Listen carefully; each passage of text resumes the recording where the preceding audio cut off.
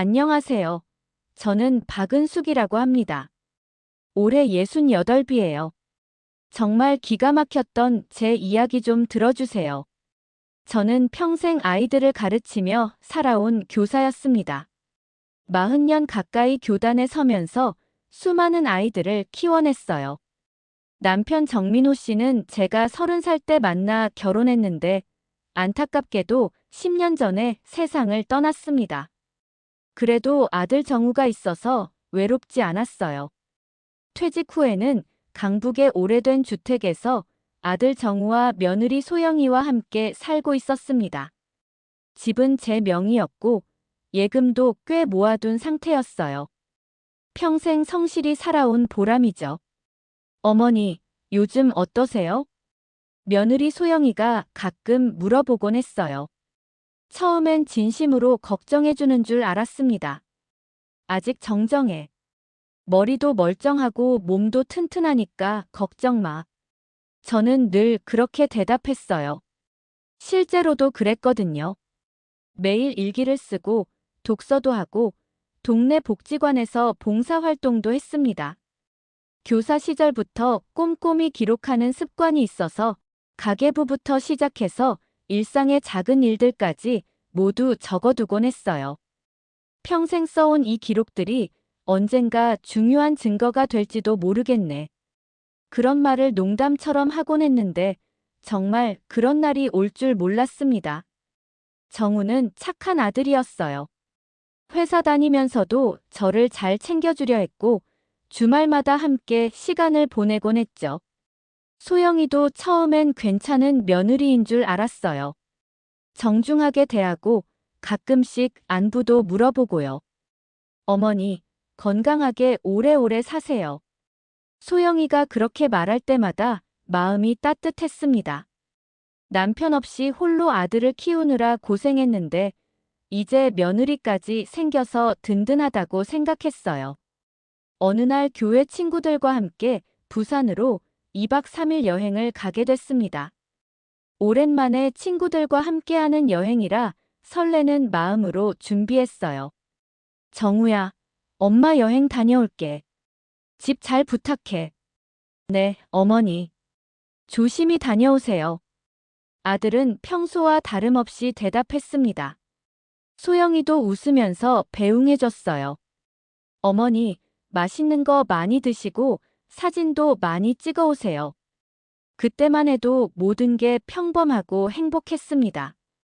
여행에서 친구들과 즐거운 시간을 보내며 집에 돌아가면 또 평범한 일상이 기다리고 있을 거라고 생각했어요. 그런데 여행 중에도 이상한 일들이 있었습니다. 정우에게서 전화가 몇 번 왔는데 제가 받지 못할 때가 많았어요. 신호가 안 좋거나 다른 일로 바쁠 때였죠. 어머니 전화 안 받으시네요. 많이 바쁘신가 봐요.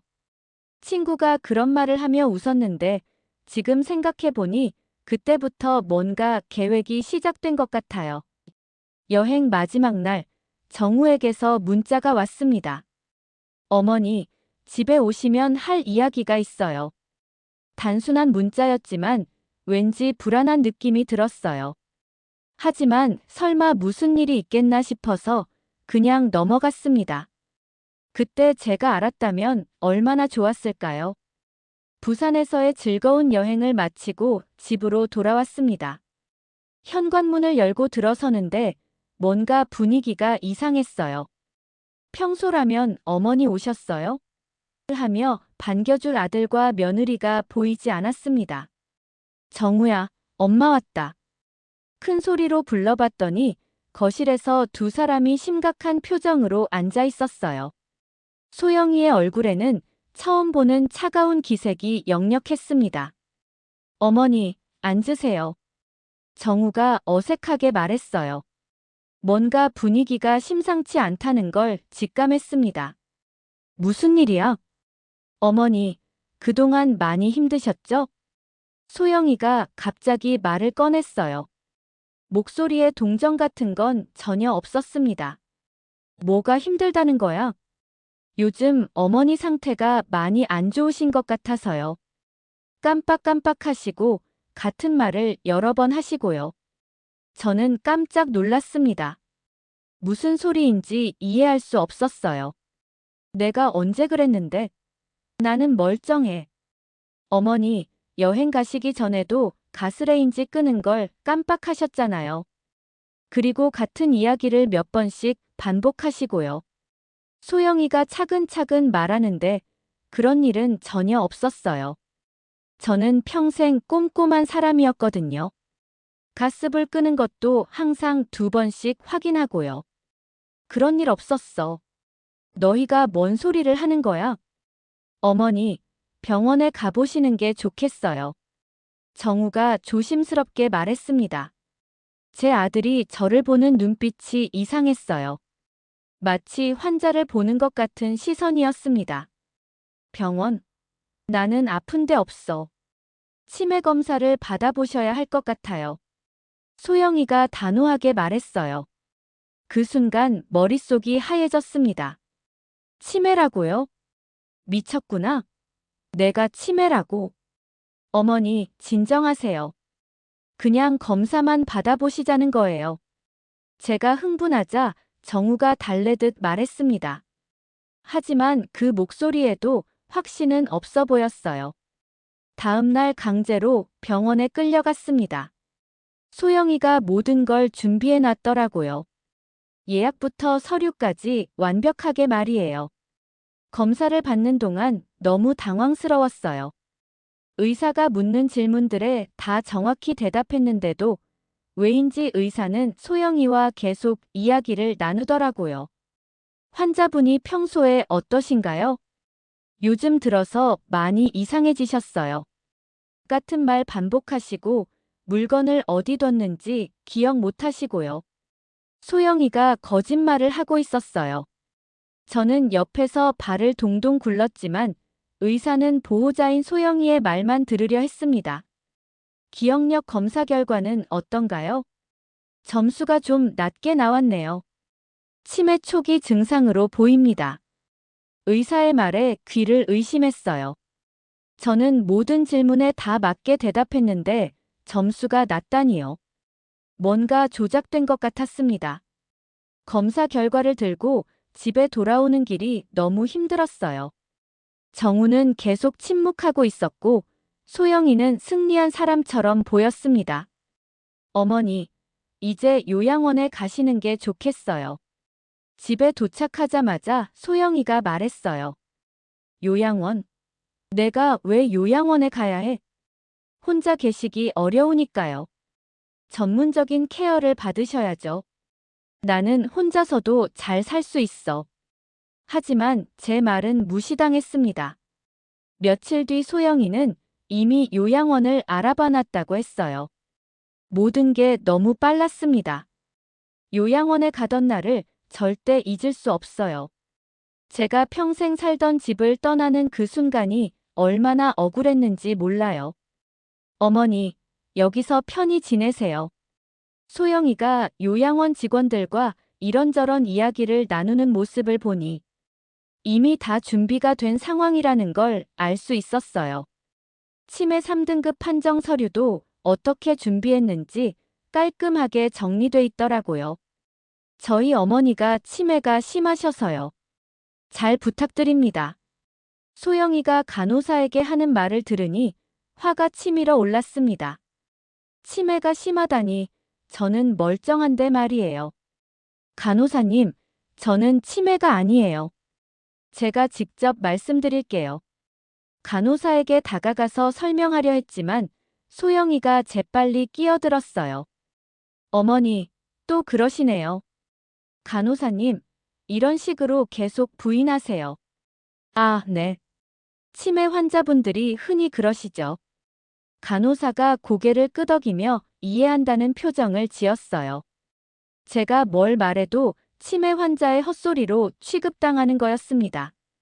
방에 혼자 남겨진 후 정말 절망스러웠어요.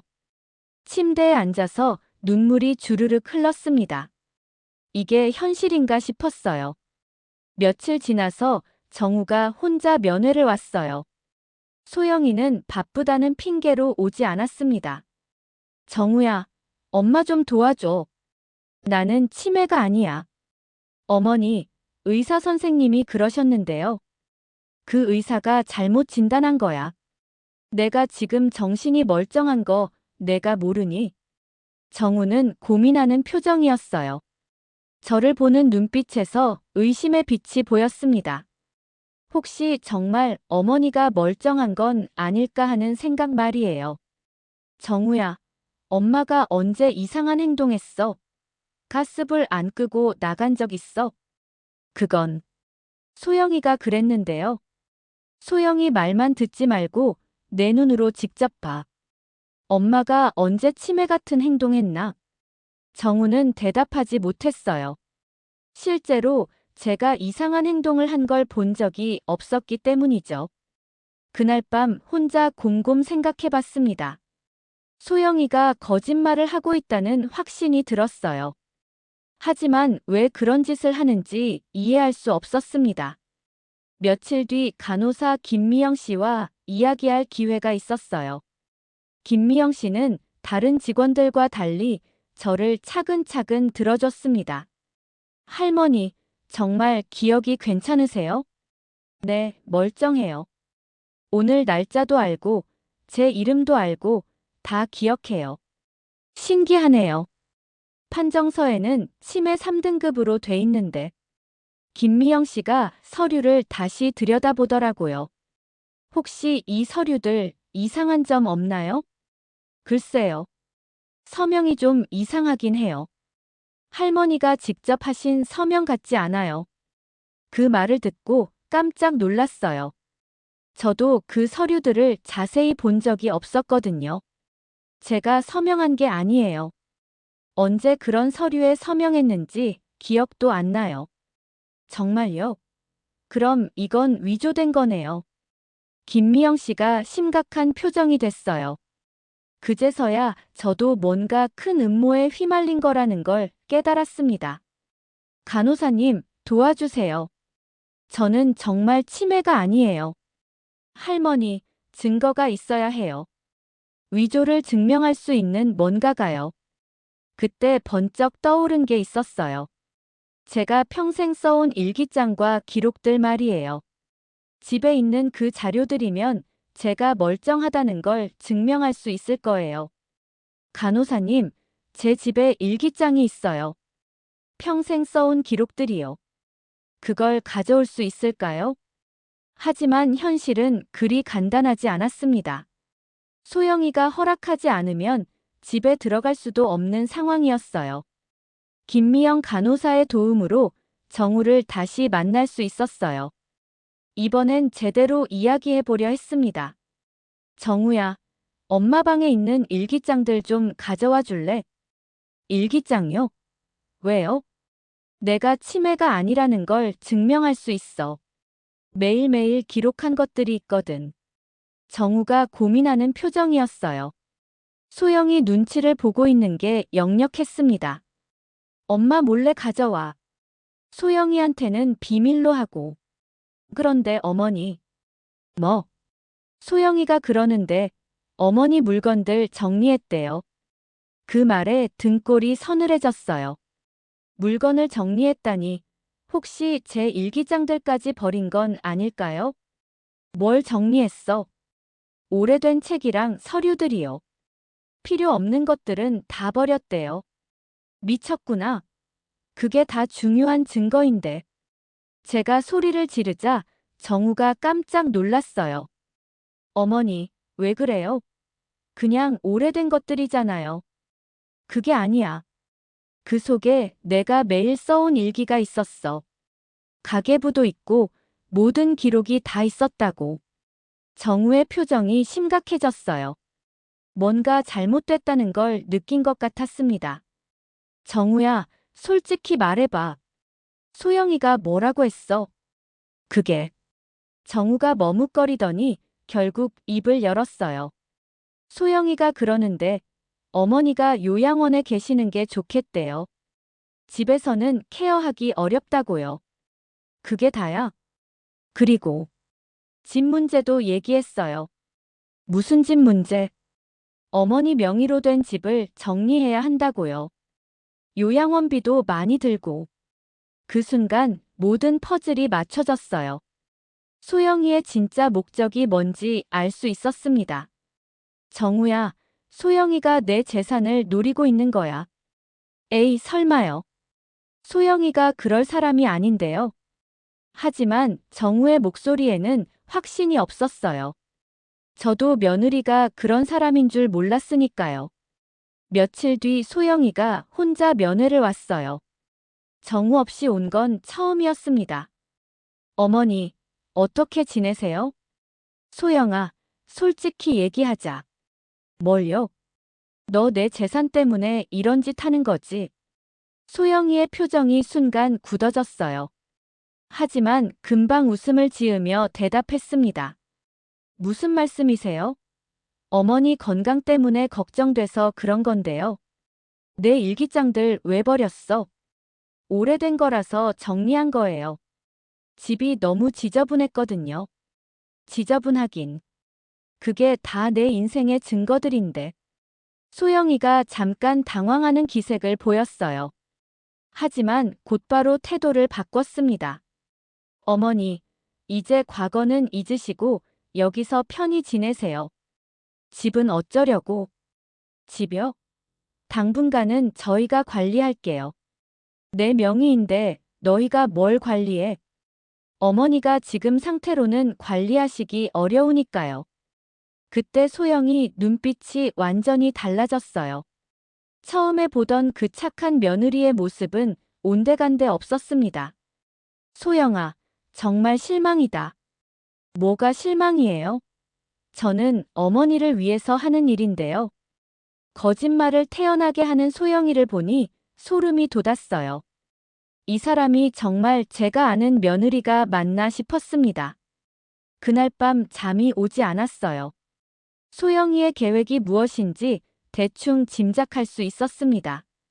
저를 치매 환자로 만들어서 재산을 가로채려는 거였어요. 하지만 아직 희망이 있었습니다. 김미영 간호사가 도와준다고 했으니까요. 그리고 정우도 점점 의심하기 시작하는 것 같았고요. 김미영 간호사가 중요한 정보를 가져왔어요. 요양원에 저를 입소시킬 때 사용된 서류들을 자세히 살펴봤더니 이상한 점들이 많다는 거였습니다. 할머니, 이 서류들 정말 이상해요. 뭐가 이상해? 서명이 일치하지 않아요. 그리고 날짜도 이상하고요. 김미영 씨가 서류를 펼쳐 보여줬어요. 제가 서명했다는 부분을 보니 정말 제 글씨가 아니었습니다. 이건 제 서명이 아니에요. 누가 흉내낸 거예요. 그렇죠? 저도 그렇게 생각했어요. 그리고 병원 검사 날짜도 이상해요. 어떻게 이상해요? 할머니가 여행 가신 날이랑 겹쳐요. 여행 중에 병원에서 검사를 받으셨다고 돼 있거든요. 그 말을 듣고 깜짝 놀랐어요. 제가 부산에 여행을 간 날짜에 서울에서 병원 검사를 받았다고 기록돼 있다니요. 완전히 조작된 거네요. 맞아요. 그런데 이걸 어떻게 증명하죠? 여행 사진이 있어요. 친구들과 찍은 사진들이요. 그때 번쩍 떠오른 게 있었어요. 교회 친구 박순자 씨가 여행 중에 사진을 많이 찍어뒀거든요. 간호사님, 제 교회 친구에게 연락해 볼 수 있을까요? 물론이죠. 번호 알려주세요. 박순자 씨에게 전화를 걸었더니 깜짝 놀라더라고요. 은수가, 너 왜 요양원에 있어? 며느리가 전화해서 치매가 심해졌다고 하던데. 순자야, 그게 다 거짓말이야. 내가 치매가 아니라고. 뭐라고? 그럼 왜 요양원에 있는 거야? 상황을 설명해주니 박순자 씨가 화를 내더라고요. 그런 나쁜 며느리가 다 있나? 은수가, 내가 도와줄게. 순자야, 우리 여행 갔을 때 사진 있지? 있지, 많이 찍었어. 그 사진들 날짜 확인해 줄래? 내가 부산에 있었던 증거가 필요해. 박순자 씨는 바로 확인해 보더니 중요한 걸 발견했어요. 은수가 내가 치매 검사 받았다는 날짜에 우리 해운대에서 사진 찍었잖아. 정말? 응. 사진에 날짜도 찍혀 있고 GPS 위치도 나와 있어. 이거야말로 결정적인 증거였어요. 제가 서울에 없었던 날에 병원에서 검사를 받을 수는 없으니까요. 박순자 씨는 바로 그날로 요양원에 찾아왔어요. 김미영 간호사와 함께 증거들을 정리하기 시작했습니다. 은숙이가 평소에 어땠는지 내가 증언해 줄 수 있어. 어떠셨는데요? 김미영 씨가 물어봤어요. 멀쩡했어. 여행 내내 가이드북 보면서 일정 정리하고 사진도 체계적으로 찍고. 치매 환자가 그렇게 할 수 있나? 맞아요. 할머니가 여기서 보여주시는 모습도 전혀 치매 같지 않거든요. 그때 또 다른 동맹이 나타났어요. 요양원에서 일하는 이영희 사회복지사였습니다. 박은숙 할머니 케이스 제가 봤는데 정말 이상해요. 뭐가 이상해요? 김미영 씨가 물어봤어요. 치매 3등급 판정을 받으신 분이 이렇게 또렷할 수가 없어요. 대화도 논리적이시고 기억력도 완벽하시고요. 저도 그렇게 생각했어요. 그런데 더 이상한 건 진단을 내린 병원에 문의해봤더니 담당 의사가 기억을 못하더라고요. 이영애 씨의 말에 모두가 놀랐어요. 무슨 말이에요? 박은숙 할머니를 직접 진료한 기억이 없다는 거예요. 서류상으로만 진단서가 발급됐다고 하더라고요. 이제 확실해졌어요. 모든 게 조작된 거였습니다. 소영이가 어떻게든 가짜 진단서를 만들어낸 거였어요. 이제 정우에게 이 사실들을 알려줘야겠어요. 박순자 씨가 말했어요. 그런데 정우가 믿을까? 소영이 편을 들 수도 있잖아. 저는 걱정됐어요. 아들이 아내 편을 들면 어쩌나 싶었거든요. 일단 시도해봐야죠. 이렇게 확실한 증거가 있는데. 김미영 씨가 용기를 북돋워줬어요. 우리는 계획을 세웠습니다. 정우를 만나서 모든 증거를 보여주기로 했어요. 다음 날 정우가 면회를 왔을 때 우리 모두가 준비된 자료를 펼쳐놨습니다. 정우야, 이것 좀 봐. 뭐예요, 이게? 내 어머니가 치매가 아니라는 증거들이야. 박순자 씨가 여행 사진들을 보여줬어요. 날짜와 위치가 정확히 기록된 사진들이었습니다. 이 날짜 봐. 어머니가 병원에서 치매 진단받았다는 날에 부산에 계셨어. 정우가 사진을 들여다보더니 점점 얼굴이 굳어졌어요. 이게 정말 그날이에요? 응, 확실해. 그리고 이것도 봐. 김미영 씨가 서류들을 보여줬어요. 서명도 위조된 거고 병원에서도 직접 진료한 적 없다고 했어. 정우가 한참 동안 말이 없었어요. 충격이 컸을 거예요. 그럼 소영이가? 그래, 소영이가 다 꾸민 일이야. 제가 확신에 찬 목소리로 말했습니다. 정우가 진실을 알고 나서 많이 괴로워했어요. 아내가 어머니에게 그런 짓을 했다는 게 믿기 어려웠을 거예요. 어머니, 정말 죄송해요. 제가 소영이 말만 믿고. 괜찮아.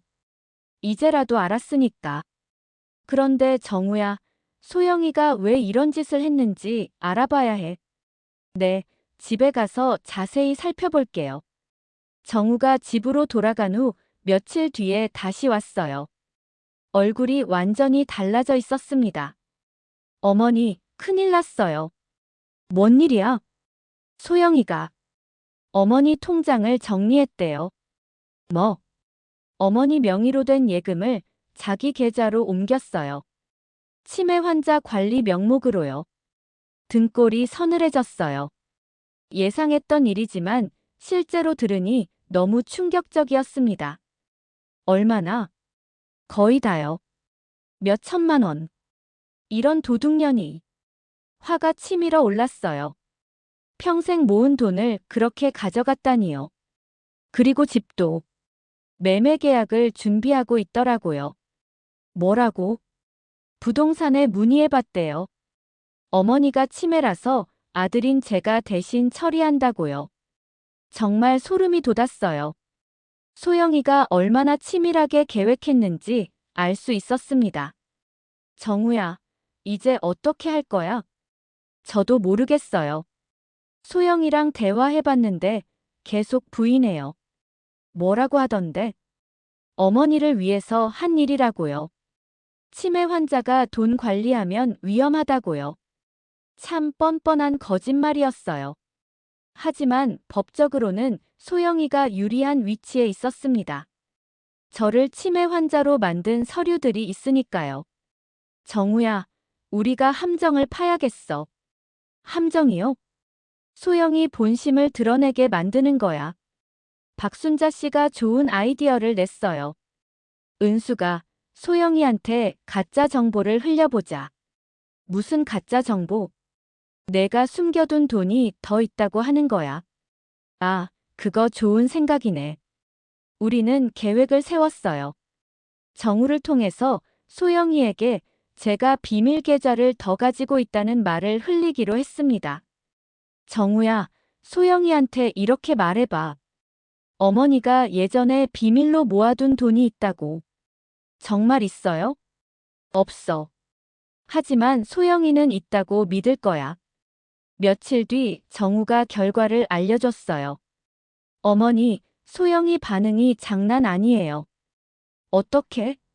눈이 번쩍 뜨더라고요. 그리고 계속 어디에 숨겨뒀는지 물어봐요. 그것 봐. 역시 돈이 목적이었어. 그런데 어머니, 소영이가 내일 요양원에 갈 거래요. 직접 물어보겠다고요. 드디어 소영이가 본색을 드러낼 기회가 온 거였어요. 우리는 녹음기를 준비했습니다. 다음 날 소영이가 요양원에 왔어요. 평소와 달리 조급해 보였습니다. 어머니, 안녕하세요. 소영아. 웬일로? 어머니, 정우가 그러는데 비밀 계좌가 더 있다고요? 역시나 바로 본론으로 들어가더라고요. 무슨 계좌? 숨겨둔 돈 있으시잖아요. 어디에 얼마나 있는지 말해주세요. 왜? 그것도 가져가려고? 아니에요. 관리해 드리려고요. 거짓말이 뻔히 보였어요. 목소리에서 탐욕이 그대로 드러났습니다. 소영아, 솔직히 말해봐. 내 돈 가져간 거 맞지? 무슨 말씀이세요? 어머니 치매 때문에 제가 관리하는 거예요. 치매? 내가 언제 치매 진단받았어? 병원에서 받으셨잖아요. 난 병원에 간 적 없어. 그날 부산에 있었거든. 소영이 얼굴이 순간 굳어졌어요.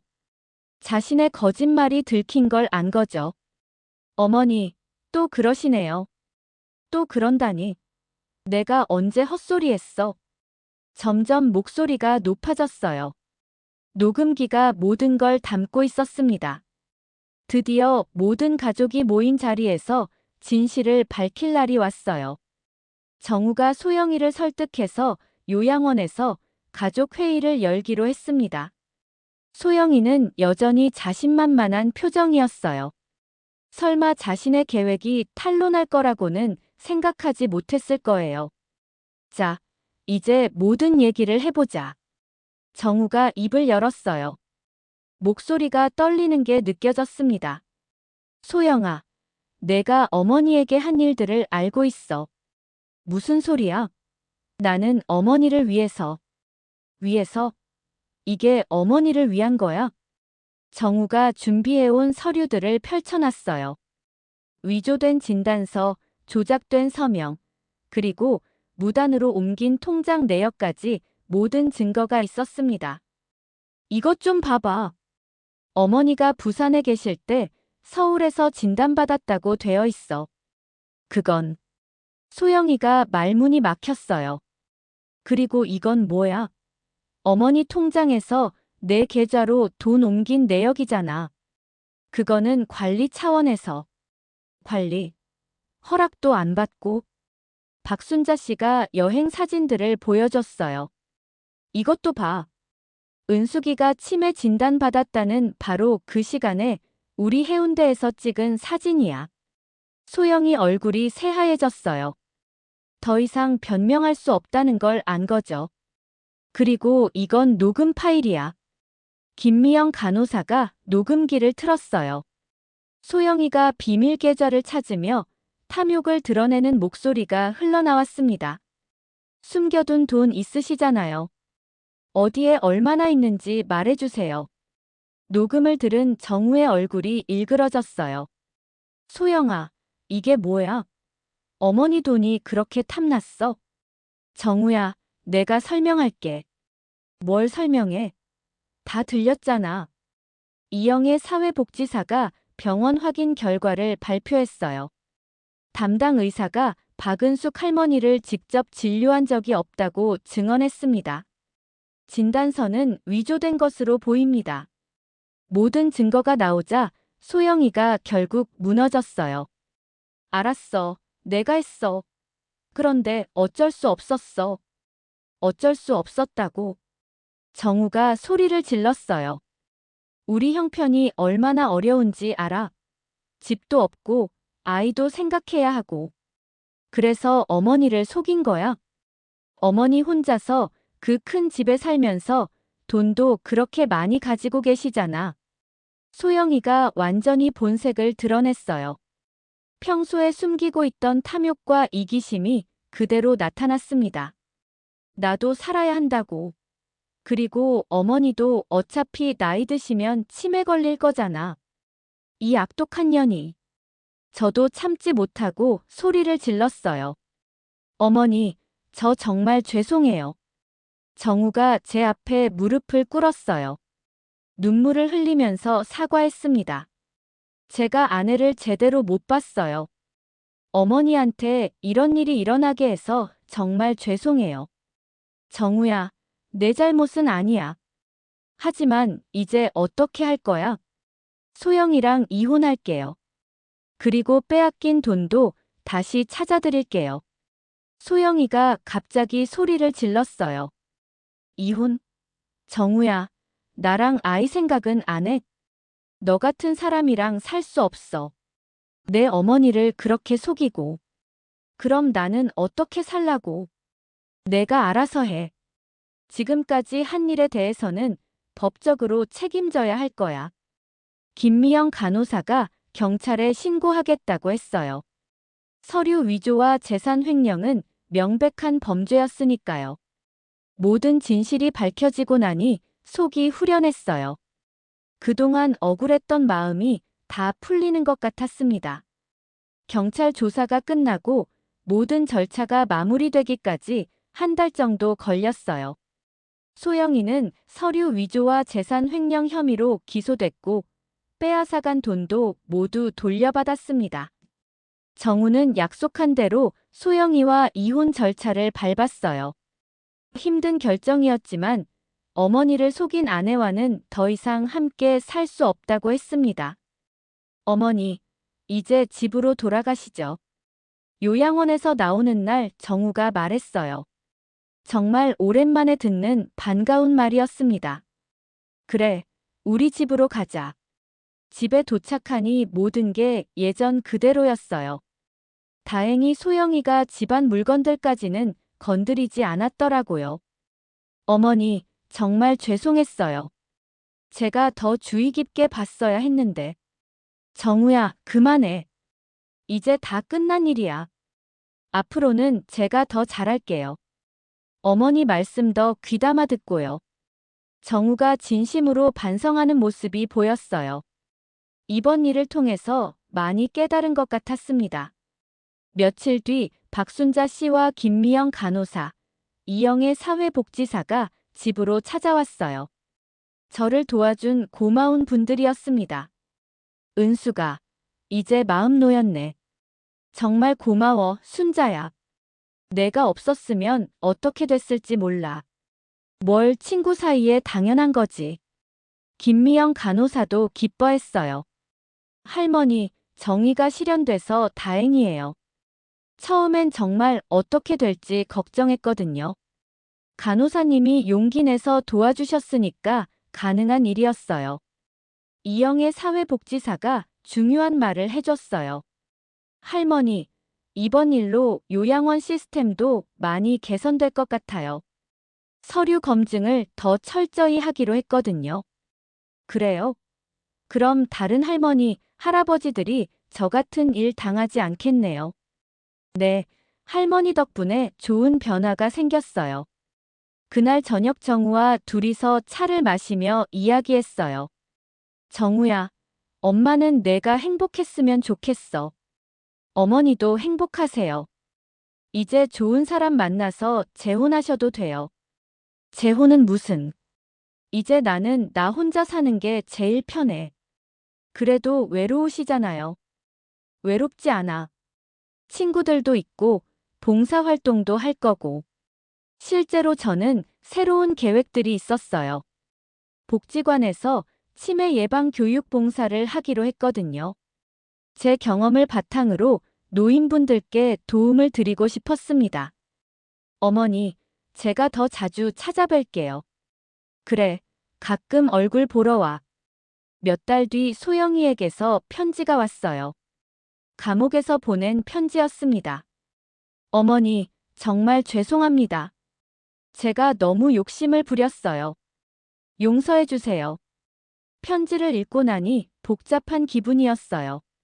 미운 마음도 있지만 한편으론 불쌍하기도 했습니다. 하지만 용서는 쉽지 않았어요.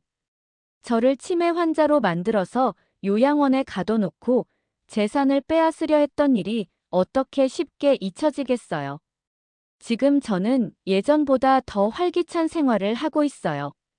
복지관에서 치매 예방 강의를 하고 비슷한 일을 당한 노인분들을 상담해드리기도 합니다. 기록이 중요해요.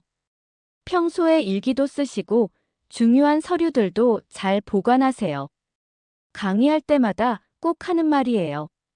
제가 평생 써온 기록들이 결국 제 무죄를 증명해 준 것처럼요. 때로는 제 이야기를 들은 분들이 찾아와서 고민을 털어놓기도 해요. 가족에게 속고 있다고 의심되는 경우들 말이에요. 할머니 같은 일 당하고 싶지 않아요. 그럴 때는 주변에 도움을 요청하세요. 혼자 해결하려고 하지 마시고요. 이제 저는 정말 평온한 노후를 보내고 있어요. 아들 정우도 새로운 사람을 만나서 행복하게 살고 있고요. 가끔 과거를 돌이켜보면 참 기가 막힌 일이었다 싶어요. 설마 며느리가 그런 짓을 할 줄 누가 알았겠어요. 하지만 이 모든 일을 통해서 배운 게 있어요. 가족이라고 해서 무조건 믿어서는 안 된다는 것, 그리고 자신을 보호할 수 있는 건 결국 자기 자신뿐이라는 거예요. 여러분도 조심하세요. 아무리 가까운 사이라도 재산 문제만큼은 철저하게 관리하셔야 해요. 그리고 뭔가 이상하다 싶으면 주저하지 말고 도움을 요청하세요. 저처럼 억울한 일 당하는 분들이 더 이상 없었으면 좋겠어요. 제 이야기가 여러분께 조금이라도 도움이 되었으면 하는 마음입니다. 정말 기가 막혔던 제 이야기 끝까지 들어주셔서 감사합니다.